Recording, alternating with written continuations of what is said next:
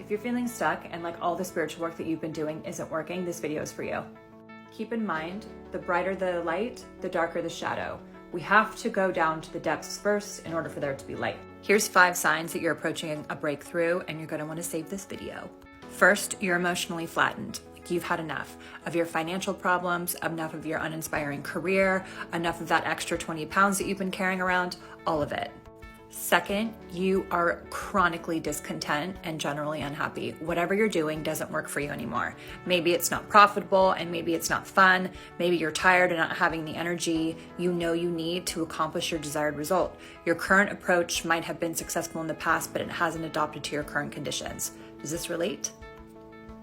Number 3, you've reached a spiritual bottom. Change becomes a must. If you're facing bankruptcy, for example, or if you're having a serious health challenge, if you can't stop arguing with your partner and realize the relationship is no longer salvageable, then you are on the verge of a breakthrough, and usually those breakthroughs happen with the last 2 things. The most I see with my clients is there's 2 things that really catalyze a lot of change. 1, a vision that you hold so intently for your life that you're willing to commit to it deeply until all the things that you want are fulfilled. Or 2, some like really terrible thing befalls you, like an illness or a spiritual bottom, which basically means that you are up against yourself so hard that you're gonna have to let go and surrender or get dragged, baby. At some point along the way, you're about ready to break through when you've had a deep insight into something.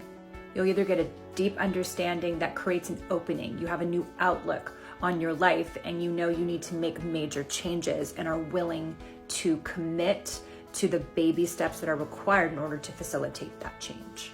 And lastly, number 5, there's been an internal shift or an opening.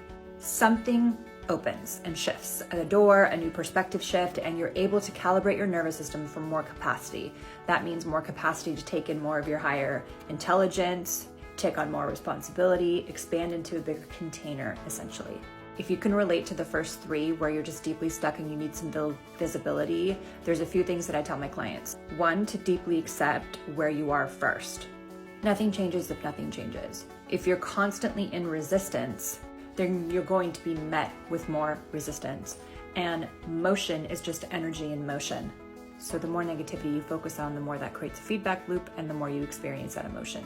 The next thing is to look and audit how you got to where you are.